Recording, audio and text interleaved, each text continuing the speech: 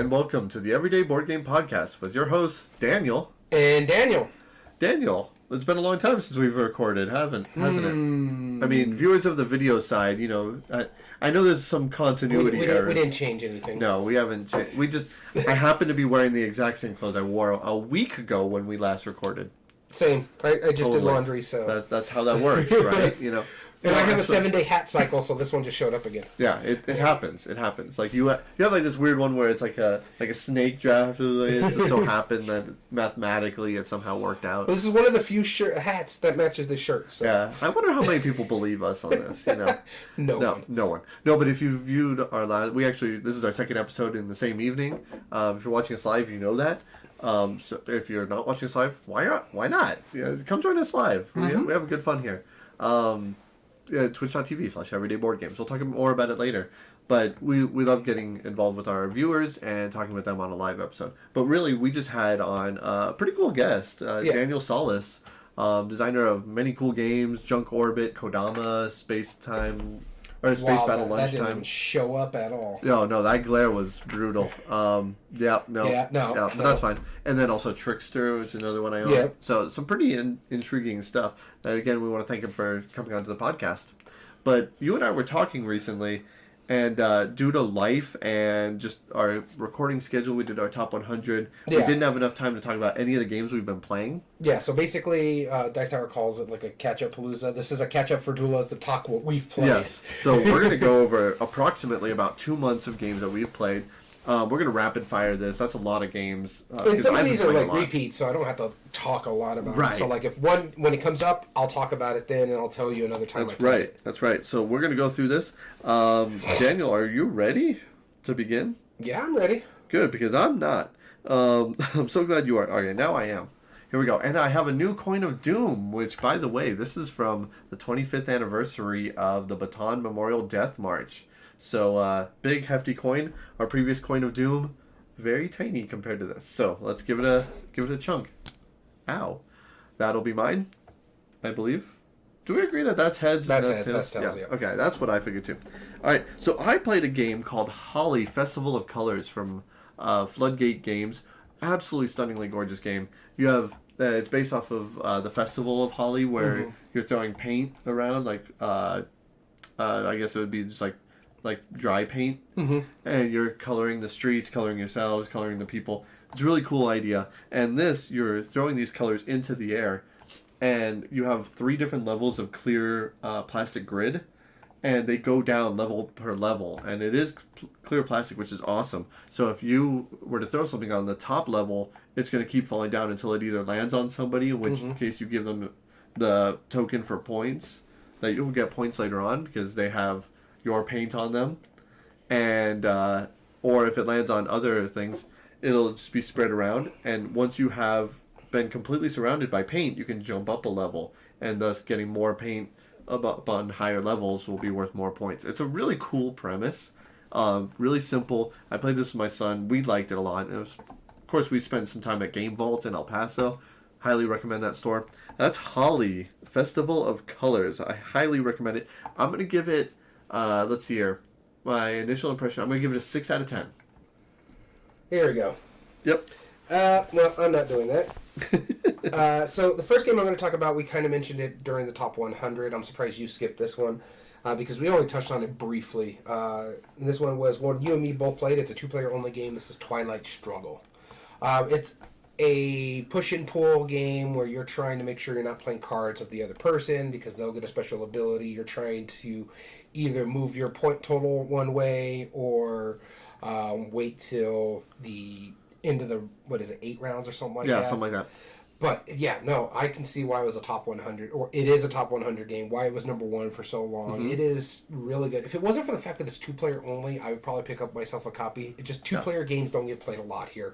But man, was that one good. I I still think about it, like when they were talking about like the newest Twilight Struggle game, like the Horn of Africa or something like that.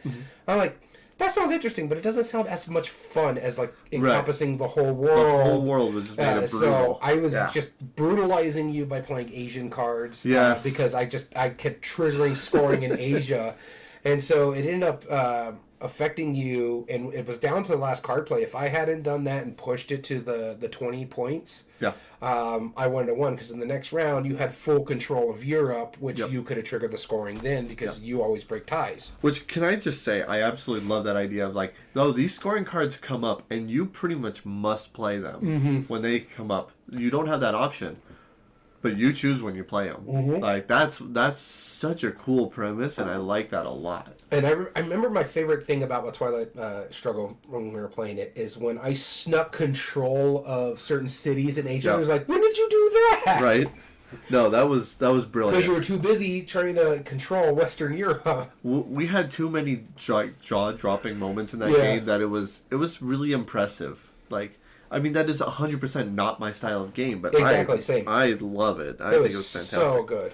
All right, the next game I want to talk about is a small little card game from Oink Games. It's called Scout. This is the one that you mentioned when we played Twilight Struggle. You said you Yes. wanted to talk about this one. I want to talk about Scout. Now, Scout is so cool. It's very simple how it works. Is that you have a number of cards in your hand. Each of them has a number on each side. It is exactly the numbers 1 through, I think, 10 or 11. And it has, every permutation of that. So every 1 and 10 on the other side, there's only one copy of that. So you have these cards, you have them shuffled up, and at the beginning of each hand, you choose which orientation your hand is going to be, but then you can never change the order. Then you're playing cards that have to beat the previous played cards. So if you put down a single card, I could put down any card that is a higher number, single, or I could put any 2-card combination, whether that's 2 cards in a row or 2 of the same number. It's always either in a row or of the same number. So let's say I put down a pair of 3s. Well, you can put down a pair that's higher or any 3-card combination. You keep doing this until you either can't play or choose not to play, and then you recruit.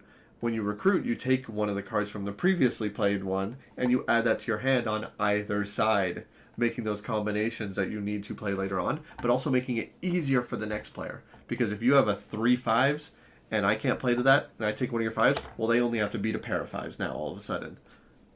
Brilliant game. That deterioration in between each hand, the way that you control which side of the card goes through. Because I had seen that deck before. There was like a split playing cards that do that same idea. And I had seen that idea before, but the way they implement this, it is absolutely elegant. It works really well, and it is super fun. I highly recommend it. If I rank this would be a 9 out of 10, easily. Scout by Oink Games. He's just giving you reviews because he's trying to make a point with me. Cause No, I'm not trying to make a review podcast. I want this to be like, yeah, my initial impression, I think that was a 9 out of 10. I was really impressed by it. Yeah, I'm not doing that because Go for it. I want people to make their own decisions based on what we're saying, not our rankings. Okay, that's fine. So the next one, I'm actually going to cheat. I'm going to talk about 3 games. And it's because they all from the same guy, Phil Walker Harding. It's his series series of 3 games that he released on Kickstarter. That's right. First one I'm going to talk about is Pass the Party Food. It's a fun little co-op game where you're trying to have a successful party without the dog ruining it. What my favorite thing about this game, though, is the mechanism where you have to pull something from the bag, and then right then and there you have to decide if it's going to go to you or one of your neighbors. And so, but the first thing always has to go to Ziggy first, and so which is the dog. And so that mechanism where it's like, okay, I got this. Oh, I see you're working on that, and you're working on that, but I pulled this, and I really don't want this. So you know what? You have a better chance of getting the straight across. So I'll give it to this person, and then I pull another one. It's the same one. It's like I don't need this, and so you have to make a decision of how you're pushing that food around. To make sure you have abilities to swap, where you can swap with another player on the table. Like, okay, I'm going to give you this when you give me that. This way I can complete this and move up on the track. Or take something straight away from Ziggy. This way, okay, he's getting really close, so maybe we should take that away. Because if he's ever on your level at the end of your turn or past you, you automatically lose the game. The other one is Scribbly Gum, which is a nice little roll and write or flip and write game where you're just flipping some stuff. You're following tracks based on a worm that eats the bark of a tree, and that's why it's called a Scribbly Gum tree. Yep. It's a nice little simple. It's probably not my favorite of his flip and write, roll and write games, but it's nice. It's up there with like Super Mecha Luggy Box and Silver and Gold. Kind of like the same context. So if you played either one of those, you might like this one. Sure. And then the last one is Busy Beaks, where it's a card drafting where you're trying to make I haven't played. making flocks of birds and scoring the most points. It's fine. I've played it 2, 3, and 4 players. It's probably my favorite of the 3, but it's not as good as it always gets compared to something like Wingspan. It's really, really a simple game, so you shouldn't really be comparing it to Wingspan. The only thing they have in common is birds. Yeah. It's basically just a card. You play a card, you do its power, you collect cards. Once you get 5 of a flock, you score it, and then you can get the point total. So if you score the 5, you get the highest point total that's out there. There's a limited number, and if you're the first one to score that type of flock, you get a point. And each bird has their own different bird powers. It's a neat game. I like the concept of it, but I don't like the fact that it gets compared to Wingspan. Okay, fair enough. My next one is a party game. It's along a trilogy of games, and I'm sure there's going to be more from Repost Productions, I believe. The first was Just One. The second was Clover. Clover. And now this one is Fun Facts. It's the next one, and it's definitely the simplest out of all of them. This one's kind of like the Wits and the Wager one, yeah, right? Where so you're trying to... We're cooperatively working together. We all have little dry erase boards that are in the shape of arrows, and it'll ask us a question that could be completely subjective or objective, depending on the nature of the question. Like someone's like, oh, well, like, how many years would you take off of your life to know all of the knowledge in the world, or whatever, like, how many years would you be willing to give away, or like, what's the longest you've ever spent on your phone, or like something like this, right? And how many states have you been to, something like this, right? And you write down your number, but then you put your number face down, and the first person who read the question, they put theirs out. Everyone else puts it either lower or higher. The next person puts it lower or higher. Then it's like timeline in a way, where the second person in a row has to put it either higher than both, lower than both, or in the middle, and then continue until you think you all have it in the right way. I've been playing this with my coworkers lately. It's absolutely fantastic. It works really well.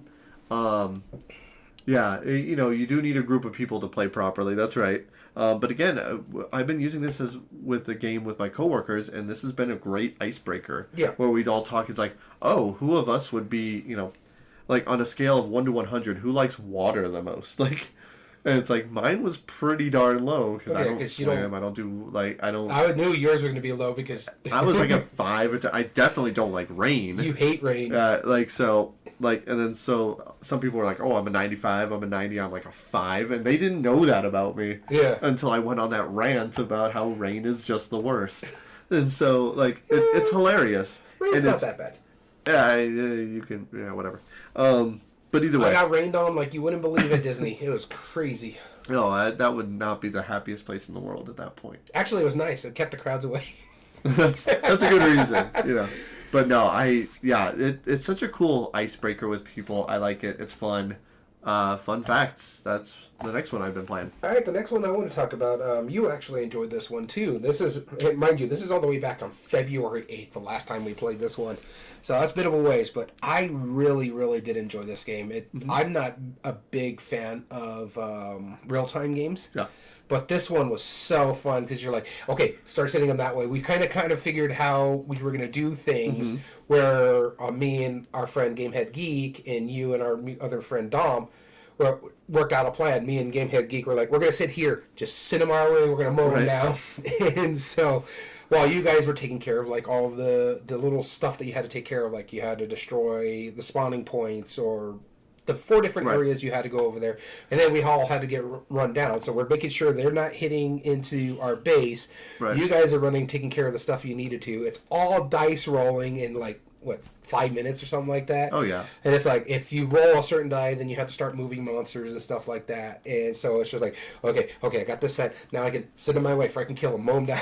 Right. So, it was a blast. I didn't think I was gonna like it as much as everybody says. It's a really fun game, and I understand it now. It is because it is. It's just plain and simple what games should be: fun. Yep. It's not something that's going to hurt your brain. It's not going to something that's going to break your brain. It's just roll some dice and kill some things, meet some goals, and win the game. Yeah, hope for the best. Hope for the best.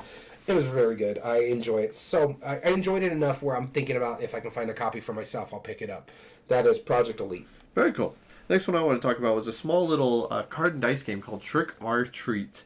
This was I got this as part of like a few different like little handheld older games. Mm-hmm. Queen's Ransom was one of them. I got this and a 2-player Mahjong game, which I still haven't played yet.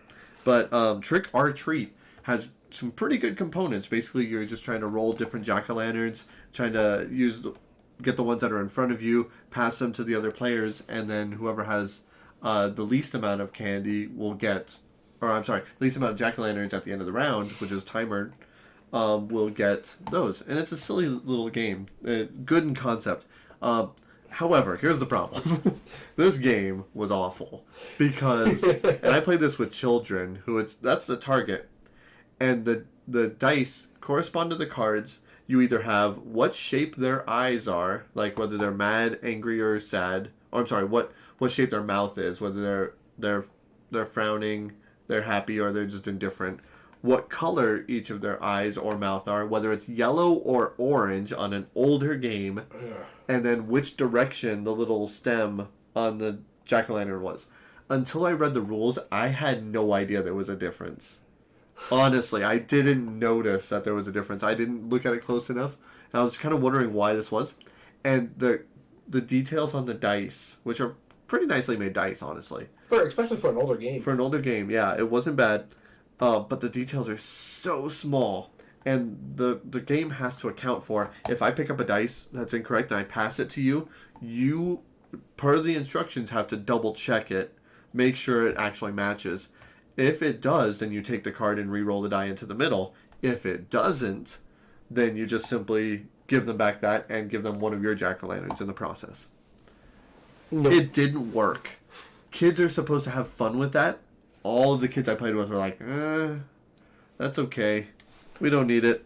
No, but maybe for its time, in all honesty. How old was it?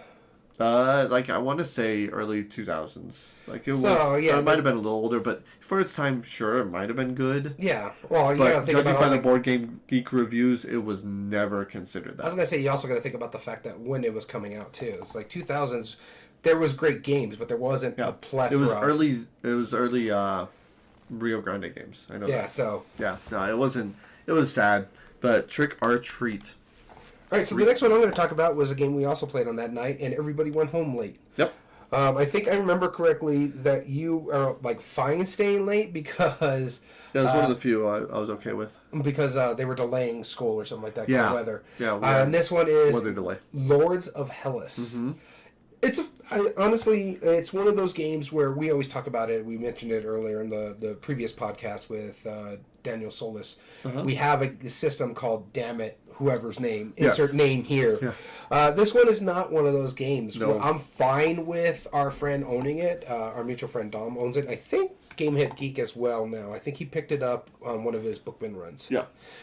I'm fine to either of them having it. I'll play it if they want to play it, but it's not one of my favorite games. I like what it does. I really love the statues. I think those things are cool. That you're building. So I'll be honest with you. I don't remember a thing about this game until you just brought up the statues. The statues were cool looking. I don't remember how any of the function of it works. It's basically action selection. So you have different things, and then you reset by building something, and then you can get stuff back. I think you have to do like the first action to reset everything. It's fine. It's interesting how it plays, but again, it's not something I'm going to go out of my way for. Hey, if I catch it on a deal, maybe, just because those minis are really cool. I remember our friend Gamehead Geek was talking about, like, I was going to glue these together, and we're like, no, that's the main concept of the game is you're building these statues. Right. I almost made that mistake. Yeah, so it was really good. It's kind of a dudes on the map, kind of an action selection, kind of like a worker placement because you're building stuff up as well. It's a catch-all for a lot of mechanisms, but I enjoyed it, but it's not something I like. I know my wife would not enjoy it, so I was like, I'm not going to go out of my way and pick it up. You're right, I don't. According to your wife. You're basically the work wife. That's right. So the next game I want to talk about was another one of those little card games that I got a hold of. It's called Queen's Ransom. You have the idea is you're trying to figure out where the queen was kidnapped to, both from the one of the three suspects or one of the three locations that she's being stored at.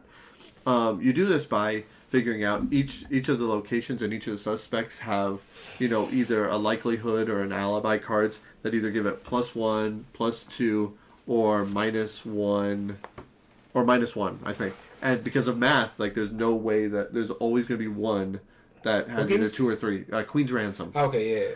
And this is one of the other small ones. Yeah, I picked up. yeah. This is the other small one, and it's kind of a cool little game. Like you're trying to deduce where the location and the other spot. I played this twice. One with a group of kids, one with my son. Both times worked pretty well. It wasn't bad. We did enjoy it. There is some take that in it where it's like, oh well, I'm just gonna take this entire row of cards and just shuffle them up. So now you don't know what you were looking for. And that's kind of silly. Like I don't mind it. The game isn't long enough where it's that bad. But one thing that I thought was hilarious is that there's also money cards where you can pay the jester to look at this information, and that changes every round. And one of the funniest parts was like, there's a card where it's like, oh, we'll reveal the top 5 or the top 4 cards, and any money cards you just take. And every time I played that against one of these kids, I got like nothing. I just got action cards, and he would get like the most expensive, valuable money. And it's random, it happens, but that little silliness was really fun in it. I mean, it was I wouldn't say it's better than mediocre. Better than that Halloween game? Definitely better than the Halloween game. But so overall, Queen's Ransom, if I ranked it, about 6 out of 10. So the next game I'm going to talk about is one that was both in our top 100. And it's gone along the lines of, it's just fun. It's got fun art. It's got little tongue-in-cheek humor in it. It's not for everyone. No. It's a small-ish kind of card game where you're summoning demons. Ooh, Let's summon choice. demons. Yep. We did play this back in middle February. I showed it to a group of friends of mine, and my wife despised this game. It's just because she had a chance of winning, and then all her cards got stolen. One of our friends got one of those demons that just allow you to steal someone's cards. And so she had the I win card basically out there. And so she was just trying to roll. I think it was a 12 or something like that. Yep. But then all her stuff got stolen, and then he ended up winning because he had the 3 demons, and now on his turn he got all the souls that he needed. Yep. So, but it's a fun game. It's lucky. It shouldn't be as fun as it is. Right. I can understand why people don't like it, whether if you're it be okay because, with the luck, it's all right. Religion, or just because of how lucky it is. My wife does not like lucky games. Right. She still loves Space Base, but that's because there's a lot more. There's a lot more mitigation in it too. Whereas this one, it's luck based, but everybody enjoyed the humor with it, though. Everybody loved the humor on that one, so I do have to say that was fun. Another big gripe was the fact that the cards were what is it called? Coasters. Round. Rounded coasters. Was so it felt awkward holding it. That's what they were saying. Yeah. And I'm like, yeah, I get that. Try shuffling. But all in all, it was Let's. You and I don't like shuffling that. You and I both like this game. It was on our top 100s both. Right. So cool. Next game I want to talk about. We talk about Magic, but games here over the podcast. Mid 90s was really when that kind of took off, when like every company ever made a collectible card game of some kind. Yeah, pretty much. Our local comic shop got an abundance of old, obscure, defunct trading card games, and it was kind of like, let's see if anybody is interested in it. So I learned a few, and one is literally a Magic, but something else, because it was made by Wizards of the Coast, and it was designed to be a simple version of Magic. Okay. And it's called C23. You were telling me about this one. And it works very simple. A lot of the things that you can do in Magic, like you have resource cards, those are basically mana. You only have 3 different colors, and they kind of work in different ways. The 3 different colors, red, green, blue, and as opposed to the 5 that's in Magic. Yeah, no, but a lot of his stuff also talks like sounds like Keyforge and stuff. Where you have but it's a lot simpler than Keyforge. Okay. Like it's literally like it's like Magic Light. Mm-hmm. It is very, very simple. But it uses a system called the Arc system, which apparently if you know how to play the Arc system, you know how to play every game that's in the Arc system, because it's literally just Magic Light. Mm-hmm. So Hercules, Xena Warrior Princess. Okay, Those are all art Isn't systems. no, Tomb Raider's not in this one. No, Tomb Raider is a very different game. Yeah. But we played this, and I've played it a few times over the past couple months, and actually it goes over pretty well. Normally when I play with Magic players, but when they see it's like, oh, well, I can put, like, Xena with, like, this weird steampunk, like, character from C23, and it's totally compatible. Cool, why not? Let's try it. And so, yeah. Richard Garfield was tied to that as well, right? Yeah, absolutely. Yeah, he was the main resource. Yep. Yeah, I mean, if you just want to play a really quick, simple game of Magic, because now it's a little more, like, complicated and advanced, this is actually, if you can find some old packs of Arc system, anything, if you know how to play Magic, you know how to play it. So, easy peasy. All right, so the next game I'm going to talk about is your second favorite Stonemaier game. Ooh. This is the reprint of Libertalia. This one's called The Winds of Galecrest. That's right. I do enjoy this game a lot. I did play the original Libertalia so far, like in the early part of my gaming. It was fine, but I was kind of overdone with pirates for the longest time. And because it was just pirates, everything. Like I think the big part of it too is that push your luck card game. Right. That you maybe play the pirate one. I can't remember what's called, Dead Man's Draw or something like that. Yeah, Dead Man's Draw. Mm-hmm. I was not a fan of that game, and I think a lot of that just because I was kind of done with pirates too. Sure. But playing Libertalia again with cleaner rules, some of the stuff that they're doing, it's so simple. It's easier to teach than you would realize. Yeah. There are some moving parts, like you got to remember the day, the way it works, and then the dusk way it works, and then the night triggers every time as long as they're not in your graveyard, stuff like that. Yep. So if you have a crewman in your ship itself, they'll trigger every night phase, so if you play them early enough. I love the aspect of the reputation where they'll determine the line. So the sun, whoever's the lowest, is always going to trigger first. So if you have a high reputation to me and we play the same number, because everybody has the same numbers in their hands, we play the same number, I'll go before you during the sun, but I will go after you during the dust phase when we're all picking treasures and stuff like that. I love this game. It's a fun concept. There's a stack of cards. One deck basically drives it. So you shuffle one deck, you pull 6 cards, and you give everybody the numbers. And then the next phase, you pull 6 more cards, give everybody the numbers. Everybody has the same cards in their hand. I love everything about this game. I find it enjoyable. This is the second time I've played it this year from when I was doing this track. Mm-hmm. So yeah, I enjoy it a lot. Awesome. Next game I want to talk about is along Cosmos' 2-player line. They've had a lot of ones like Lost Cities and Kahlua. No, that's not it. Kahuna? Kahuna. Yeah. Kahlua is the alcohol player. Kahlua is Speaking of Disney, I had to have a Kahlua coffee because it was so cold. Oh, wow. That must be cool. This is another one along those lines. It's called Asante. I got a chance to play with my son, and... This is a reprint, isn't it? It's a remake of Jambo. It's like a sequel of Jambo. It's a sequel of Jambo. That's what it is. They're compatible. Yeah. So like they're fully compatible. This is cool. You basically just start with like 20 gold. You have to get like I think 40 or 60 gold. Okay. And so the way you're going to do it is by buying goods, having exactly what you need, by using animals or abilities or characters or whatever to either convert your goods or get points. Or activate one of the regions that are in the middle, because you can only have like 3 active artifacts out at a time. Okay. And when you play it on one of those, your opponent gets that art or gets the location card that they can use for an ability later. It's kind of a cool little idea, trying to mitigate exactly when or how, like if you're able to sell your resources by what you have, or whether you want to spend money to make money right now, or if you want to wait for a better outcome. It's pretty good. It's one of those games where it's like the more you play, the better the experience you're going to have as more people delve into it, I feel. But from Rudiger Dorn, I've never really played many of his card games only. Mm-hmm. And this is definitely the most complicated out of all of the stuff. I mean, you're talking stuff like, you have like the little path building card game that's escaping me right now. Path building? No, I was thinking Karuba, but no. Karuba, no, that's it. Okay. Karuba, that's Rudiger Dorn.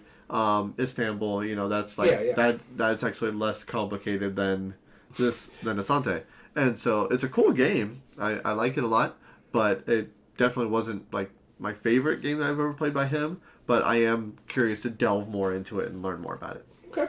So the next game I'm going to talk about is one of the more newer games. I think it recently came out either late last year or early this year, and it's Bruno Cathala. So this one is Orichalcum. Oh, yep. It's right there. That's right. And again, Pandasaurus is really knocking it out of the park with a lot of their designs recently. And Bruno Cathala is one of my favorite designers. I like most of the games I've played of his. Yeah. Abyss is one of my favorites of all time. Or Calcum, though, it's interesting how this one works. If you remember playing Ishtar, where you take a car and you also get a land, you have to play it. Mm-hmm. This is a simpler version of it. Oh, okay.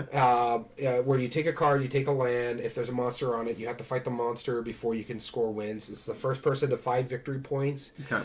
There's different ways you can get the victory points, even including getting a Titan. They're a temporary point because someone can actually steal that Titan from you. So if you have that Titan on you, you want to try to get all your other points up there. But you can only ever have one Titan unless you have a special ability that allows you to have 2. Therefore, you only need to get 3 points since you have 2 Titans. I really, really do adore this game. It's very beautiful. Mm-hmm. Putting those tiles out there, and then the way the tiles come up, it's like, here's the card that flips up. You need a 3 tile, a 2 tile, or 1 tile. And if you do like a thing of 5 different tiles, or 3 different tiles, then you can pull something and put it on that tile, but now that no longer represents a desert or something like that. Gotcha. Okay. So you're building off those tiles too, but those also give you your resources. So if you build a training camp, you get hoplites. If you build a mine, you get treasures. And the reason why that's important is because one of the points is you need to get 5 tiles of different types for you to place a temple over it. And then the temple gives you a victory point. And it's there for you permanently. So you get that victory point permanently. There's another one where you can just outright buy a victory point by spending so many gems. And that gives you victory points. And then, of course, the Titans and stuff like that. There's a lot of moving parts. But it's actually simple. It's longer than it should be. But it is a fun game. Cool. Next one I want to talk about along the same lines as the TCGs, the defunct ones. I played another one called Wyvern. Came out in 1994. You showed me this one. Yeah, this one, it looks like magic. Oh my goodness, does it look like magic. But the difference is you have 6 face-down cards in 2 rows of 3. Each one could either be a dragon, which are what you battle against each other, or it could be a landscape or something like that. I forget what it is. But basically it's a trap is what it is. And so on your turn, you're potentially going to be bolstering up your wyverns. You're going to be attacking other players' cards. Your goal is to get rid of their 6 cards before they get rid of yours. First player to do that wins. And it has some fun stuff going into it. There is one interesting part. First, it's made by Mike Fitzgerald, he's still making games to this day. And I had the liberty of meeting him a number of years ago, and he's a pretty nice guy. But on top of that, this system, even though it looks so much like Magic, I'm glad it's not like straight up just the head-to-head like battle each other out. It's more akin to Pokemon. Pokemon plays much more similar to this than Magic does, and it works pretty well. I wasn't disappointed in it. I would be curious to see it again, but it definitely got my Magic fix out of it. Again, I liked it just about as much as probably C23. Okay. Just if I had to compare the two, maybe a little bit less, but that's just because I played Magic for so many years. Yeah. So the next one I'm going to talk about is a game that you showed me over at your house. Speaking of Sid Saxon, we were talking about before we started recording on this one. This one is called Buried Treasure. Buried Treasure, that's right. I really, really did enjoy this one. It's very simple. You're just pulling cards. You're trying to make the most of a set. This way you can get the most points depending on what the scoring card is. Very simple game. You're also stealing from other players if you do something along that lines where you take a card that has like a paw on it, or you take a card that also says, hey, you can get another card of this color. It's very simple. So it's like, do I really want to become the majority of this points because I know people are going to start stealing me, or do I take the majority of the second place? This way I know I'm going to score pretty good over here without having to worry about people trying to get the most points. Right. I really did enjoy it. It's a very simple little card game. What makes it so brilliant is that not only do ties matter, like in most games ties are like, oh, split the difference. No. Yeah. Sid Saxon, if you have a tie, you are canceled out. Yeah. You do not have a running in this. So and then the person who had the second most actually gets the first place points. Or I loved it in a 3-player game. It was so hilarious when I would just look over. It's like, all right, well, you have 9 and you have 7. If I stole 2 from you, I'm suddenly now in first place with 3. You know, like it's hilarious. Yeah. It's one of the funniest things. You could just look over and you sneer. It's so simple too. It's a really, really simple game. It's not that hard to teach. It plays pretty quickly. It's one of those filler games that we talk about a lot that plays in 15, 20 minutes once you know the game. It's really good. Yeah, I love it. Berry Treasure, good choice. You're on the 15th as well? Yep. All right, Switching Tracks is my next one because we're on the same game day right now. Switching Tracks was a game that I played a long while ago, and I wanted to talk about it real quick, just because it's a pick up and deliver, but you have this awesome ability in this. You have kind of like this engine building, you know, because you're building up your train, they're making them a little bit faster, but then you're also able to switch tracks on there. And all the tracks are either one of two things. They're the two like curved angles on the corners, the little square tiles, or they're the cross. And so you can either rotate it or flip it to the other side, and I'll leave the next two for you. I'll talk the last one we did. If you plan it in the right way, you are able to just completely like take your train and just launch across the map and hit like 3 other different areas. We saw it a lot with our buddy. It was amazing. And that little solving of the puzzle, like, I mean, other than the game not being that pretty, it functionally worked fine. I did like the storage facility too, where you could just like, I'm going to move stuff off my train here, and then go over here, then I could sell them over here, and then exactly those extra abilities, like, because you're not going by points. Every other game like this would be whoever could do the best points, like furthest distance, best points. No, this is literally like, you have to fulfill a certain number of contracts, and they have to be different, and you have to have at least one of each of like 4 different types.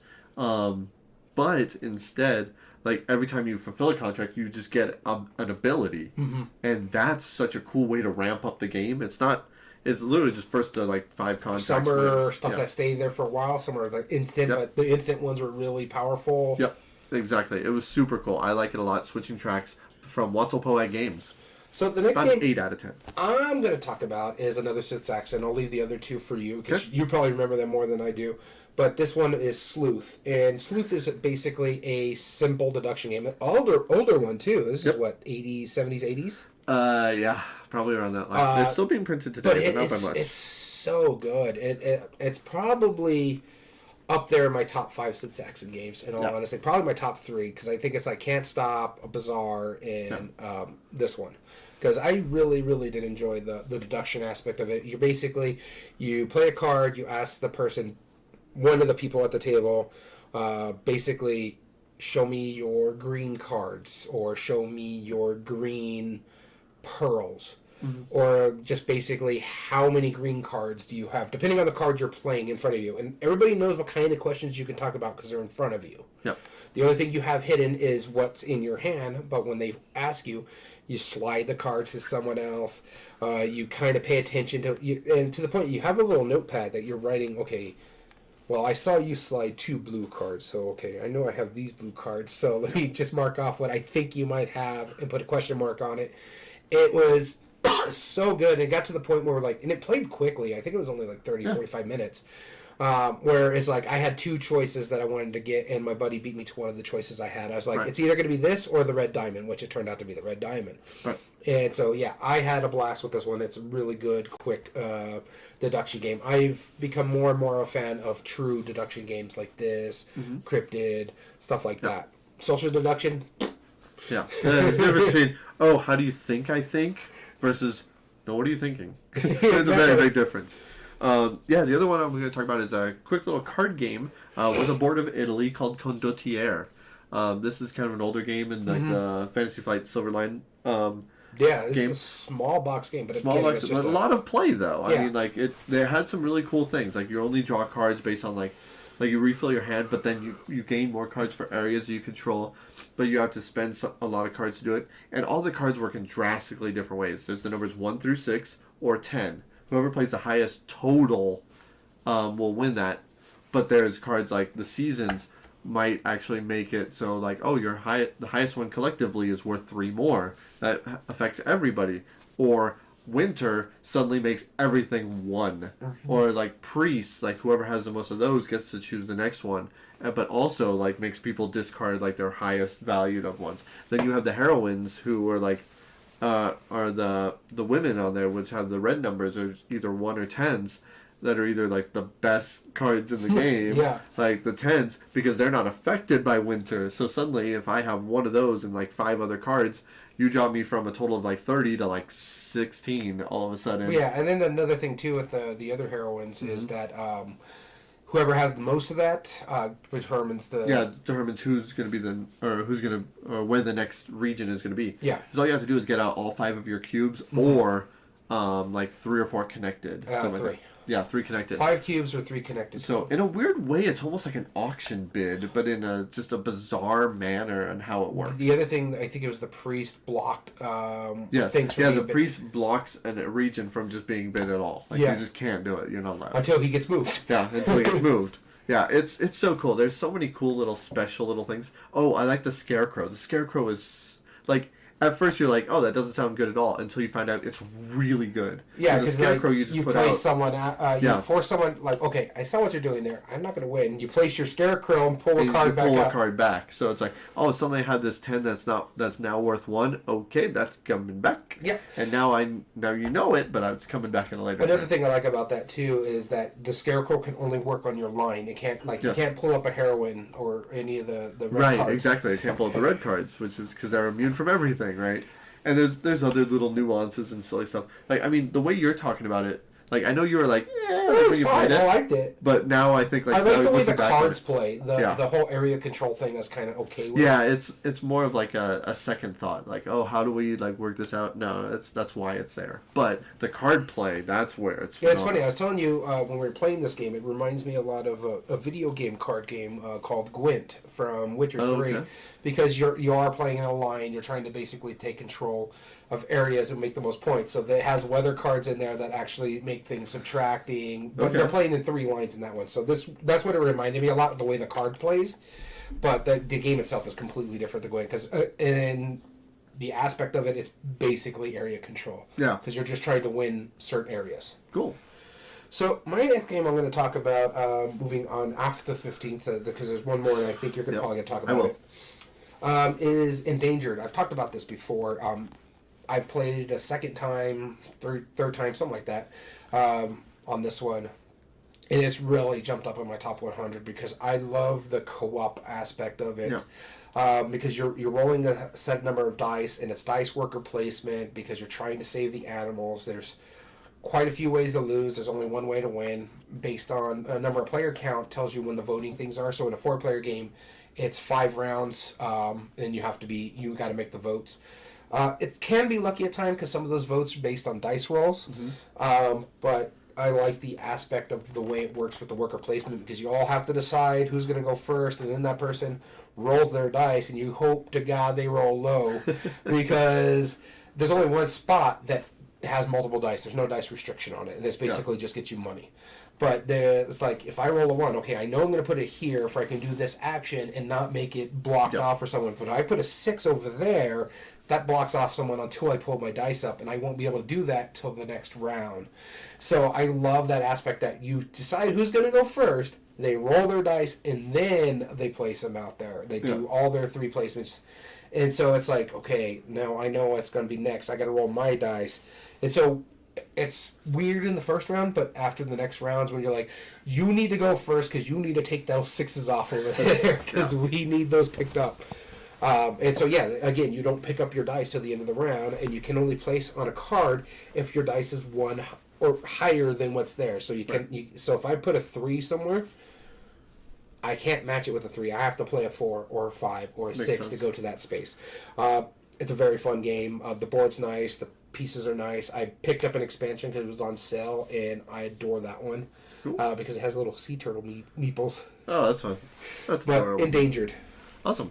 The next game I want to talk about was, the one that you were talking about, Reiner Knizia Samurai. Old school game. Yeah. Area control. Incredibly simple. Drastically strategic. I was really impressed by the strategy that was involved with it. But all you're doing is you're just putting down a tile that's numbered 1 to 3, and they influence 3 different types of tokens. So once a token is completely surrounded on land by a certain type, like there's little square, like rice paddies, There's little Buddhas and there's little pillars that represent like the generals, I think, or the war. And so like I might play down like a 3 that influences war, but I'm putting it between 2 tiles, and surrounding one, and you might put one that's like affecting the rice paddy, but it's also going towards the other one, and you're trying to fill in these areas to where it's like you're going to have the majority and you're going to take the tokens from it, but you also want it to effectively apply elsewhere as well, and it works really well. I mean, it's beautifully simple.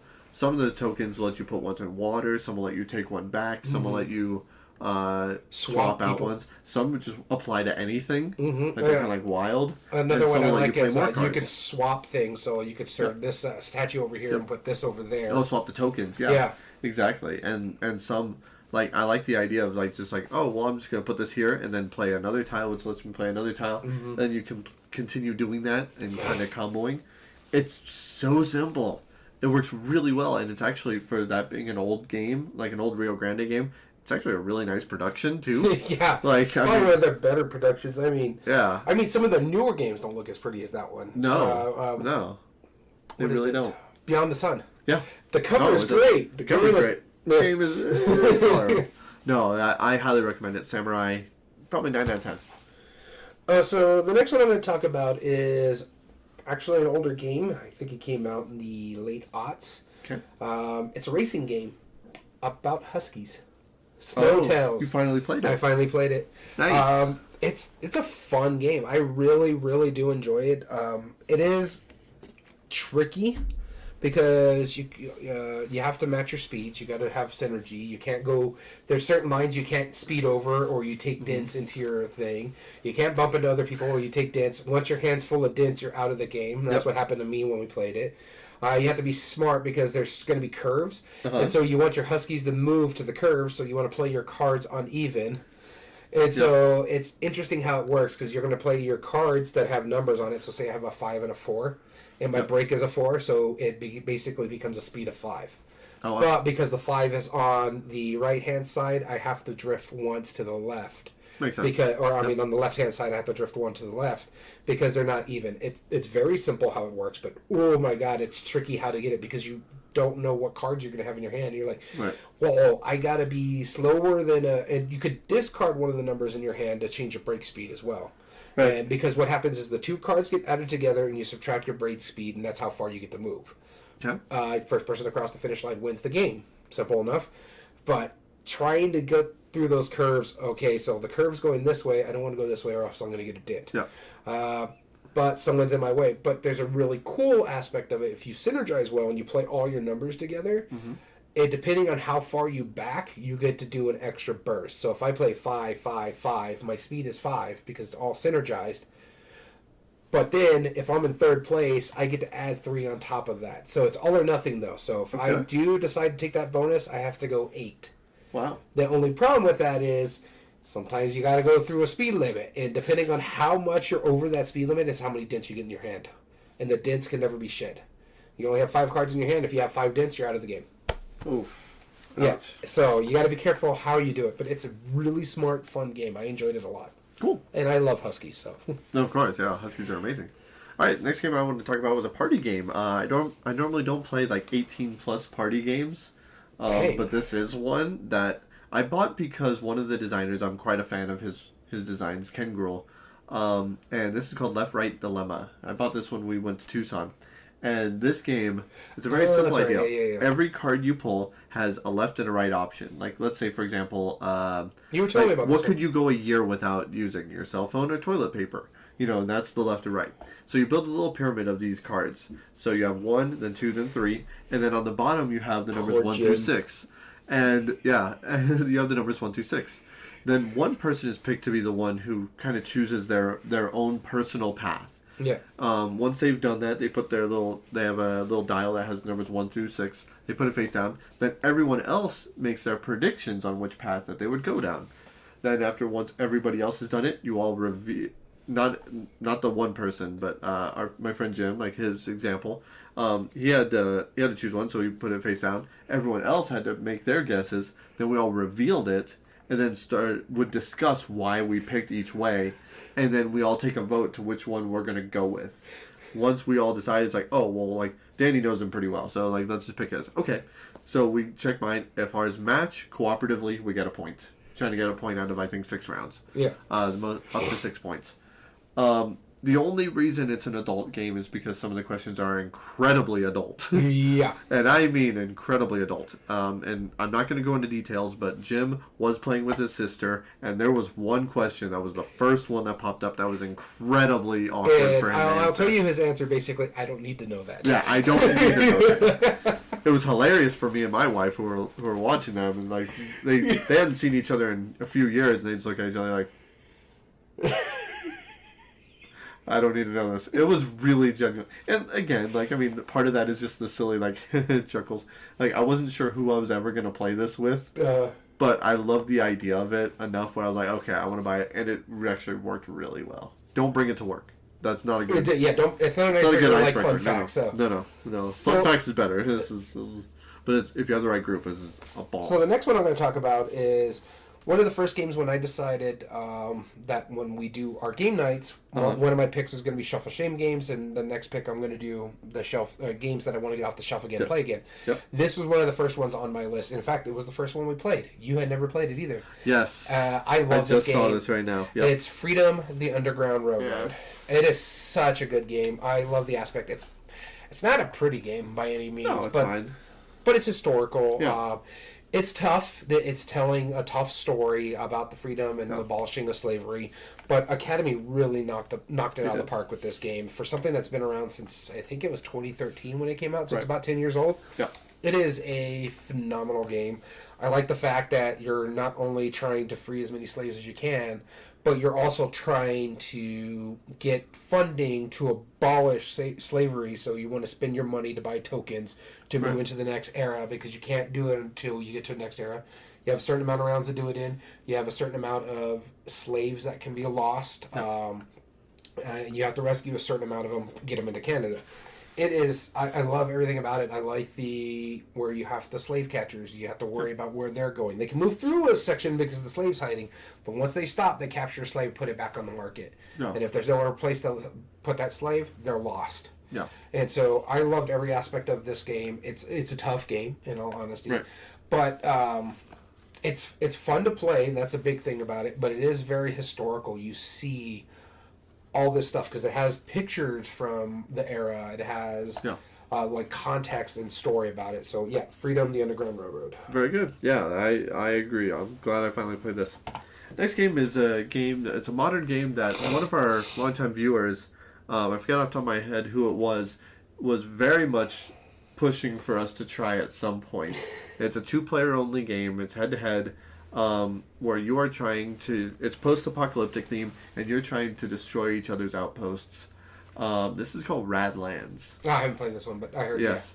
Me and my son have been playing it, and he has been requesting it every single day since we first played it. We've probably played it about 4 or 5 times since then. Mm-hmm. It's really interesting how it works. It works functionally really well. Sometimes you get like this little bind where you're like, man, if only I can work my way out of it. Seems like we're kind of like playing the same thing over and over and over. But I mean, it's heavily strategic and it works really well. I guess the deluxe version came in like a big old box that has like a board or like a roll up mat and all that stuff. Totally doesn't need it. I have a little card box version of it, and that's all it needs. Yeah. A couple decks of cards, some tokens, that's all. I'm probably going to upgrade it to get like 1 or 2 little other things just to do it. But overall, Radlands, it was a really fun experience. It's a head-to-head card game, right? Yeah. So you're automatically going to compare it to Magic.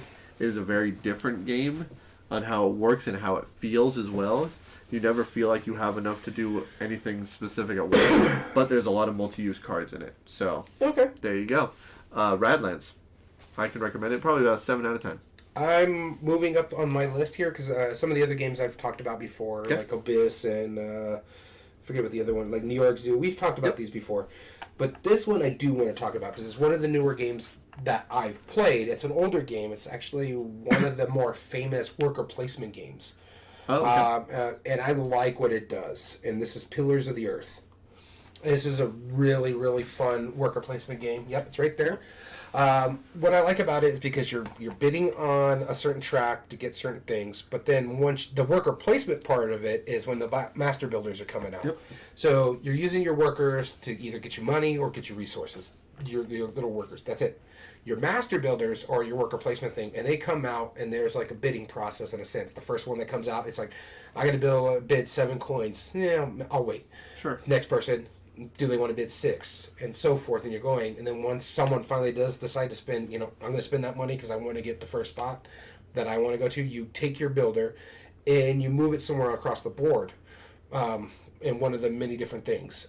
The next thing happens is the thing still gets cheaper. So if I paid 5 coins, the next person's still only going to pay 4 coins, and it keeps going until you basically become $0. Okay. And then it becomes free to place them out there. And then after that, the people that were left behind, the furthest back gets to pick, and then so forth. But what I really enjoy about this, and another game I played before it, Lockup does this, it triggers in certain aspects. So you have to do an event. And then number 1 triggers, which means you can either block an event or gain a resource.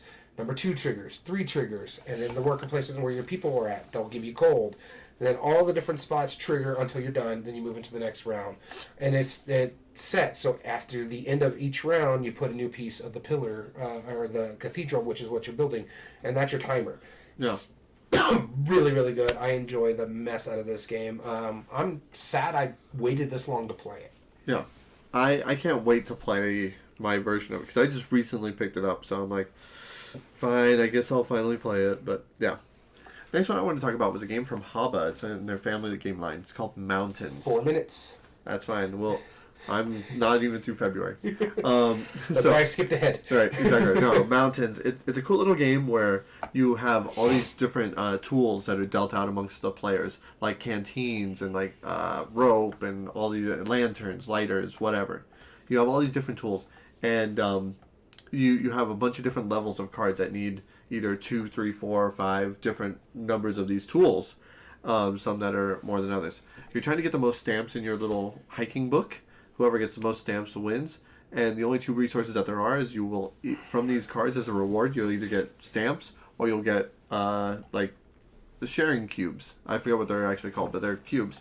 Where what I can do is I flip over a card and I try and attempt that challenge. Now, if I succeed at the challenge, then, because I just happen to have the cards, then I get the points or cubes that are associated with it. However, if I don't have the right resources, then I can ask other players for help, and I slide them a cube. And it's kind of like Old Maid, where if I hand you a cube, it's like, hey, can I borrow your lantern? And you're like, well, I don't have a lantern, and you just take the cube, and you get to keep it anyway. But if you do have it, then you'll be like, all right, here it is. There's 2 copies of each card. Yeah. So you're trying, it has a little bit of memory, where it's like Old Maid but memory, because you never change your hand. Yeah. So if I know that you have a lantern, I know my wife has a lantern, then I might each give you those if I need both of them. Yeah. So it's like this. It works really well. A little bit of memory. I don't tend to like memory in games. Yeah. This actually works. That's the whole point of it, and it does it in a really neat way. And you have like these little side discussions like, wait, do you have that second lighter? I don't remember. I'm going to try. And they're like, nope. And they just slide that cube right on over to them. They're so gratifying. It's silly. Mountains from Haba. It's a really fun family game. Well, since this is going to be the last game I get to talk about, Okay. I'm going to go ahead and skip all the way to the last game I played. Unless you want to keep going, by the way. This is back in March 8th. You said an hour, we're hitting an hour. All right, sounds good. This one is Hamburg. It's a Stefan Feld game. We finally got our SETI collection games. Okay. I did want to make sure I talked about this one because I really did enjoy this. I love multi-use card games, and I love the way this one works. I've never played Bruges originally. I know there's some differences, like you can pick from the 5 decks based on the colors. And you're playing cards out. You're either using to get workers to do something. You're either using the workers to help you build something. Basically, it's point salad with a card system. Sure. It's just you're trying to get points in different ways. I really, really did thoroughly enjoy this game. I understand why it's one of the favorite Stefan Feld games out there. Yep. I want to try it again to see if it will. I know it's probably top 5 for me. I want to see where it goes again. Okay. I do want to play all the. We did play one other one. The next Go ahead two. and talk about it. Yeah. The other one we played was Amsterdam, which that one for me it was a fine game. It was interesting to play. It overstayed its welcome. Yes. That one really 13 rounds or something like that. 12, Yeah. 13 rounds, something like that. Took It was long. it was long. Yeah. It was long. Hamburg was so much fun, and I know we haven't tried the other two. We're planning on it within the next couple weeks. Right. I'm just going to talk very quickly, very, very quickly about the last ones that that I played in February. I played Outfoxed. That's a good one. Yep, I played that Nice at little the game, red shop. game, deduction. Yep, a bunch of adults playing a kid's deduction game, and we all had a blast playing it. I played Tesla versus Edison, the duel. I finally played that one. Nice. Played it with my friend Vince, and we enjoyed it quite a bit. It does some really neat things. You're trying to gain area control over different areas by using action cards, and that worked really well. I played Dice Throne Season 1 Rerolled again. Deep Sea Adventure, I played that. And I also played Caper Europe, which I finally got a chance to play that How one. was that one? I actually quite like it. Again, you're playing out characters. They can each have 3 pieces of hardware, 3 different regions work in different ways. Really kind of neat. I think you're going to like it a lot. And lastly, Unmatched Houdini versus the Genie. Your only copy of Unmatched. My only copy of Unmatched, and Houdini is freaking awesome. He was super fun to play. Genie's really fun, too. Genie was overpowered in my opinion. But, I don't play it Unmatched enough. Yeah. The problem with the Genie, though, is that if you get lucky enough and get your 3 wishes cards early, then yes, it's very overpowered. Which my friend did. Yeah, the only time well. I played the Genie once, I only got one of my 3 wishes cards out. Yep. So, quick thing, there's 2 games that I want to talk about, but I will save that for when we do our top 8 debate next week. Okay. Just to let everybody know, top 8 debate next week, Champions Edition. That's right. Number 3. So, we want to thank you so much for tuning in. Hopefully you've enjoyed this. I don't know if you did or not. Please let us know. Yeah. But join us in a live episode like our friend Ith3 did today. You can join us on our live episodes at twitch.tv/everydayboardgames and join in on the chat. As well as all video re-uploads can be found on YouTube at Everyday Board Games 2020. And if you like what we do, there are 3 things you can do to help us grow on that platform. Subscribe if you're not, like the video, and comment down below and tell us your thoughts on the subject. As well as all audio versions can be found on most podcast platforms under Everyday Board Games podcast. This includes Spotify, Google, Amazon Music, and Podbean. And we want to, if you ever want to contact us directly, sorry, I was already going into our outro. If you want to contact us directly, whether to say hi, enter in a future contest, or send your hate mail to Daniel, you can do that at everydayboardgames2020@gmail.com. With that being said, we're done. We want to thank you so much for tuning in. As always, I've been your host, Daniel. And I've been your host, Daniel. And we want to thank you for listening to Everyday Board Games. And remember, every day's a good day for board gaming.